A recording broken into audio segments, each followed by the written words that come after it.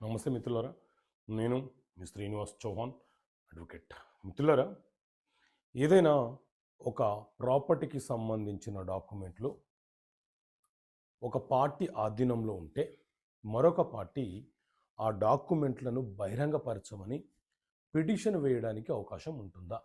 So మిత్రులారా, మన దేశంలో సివిల్ వివాదాల పరిష్కారాల కోసం సిపిసి, సివిల్ ప్రొసీజర్ కోడ్ అనే చట్టం అమలులో ఉన్నది.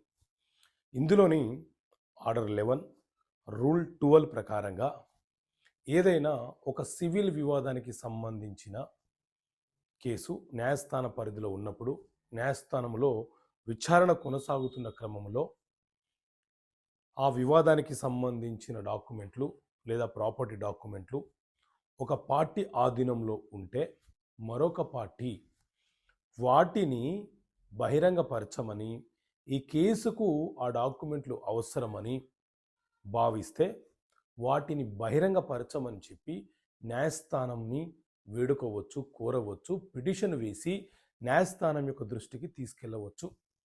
సో ఆ సందర్భంలో న్యాయస్థానము ఆ డాక్యుమెంట్లు ఈ కేసుకు అవసరమని భావిస్తే ఆ డాక్యుమెంట్లని బహిరంగపరచమని న్యాయస్థానము ఆదేశాలు ఇవ్వవచ్చు.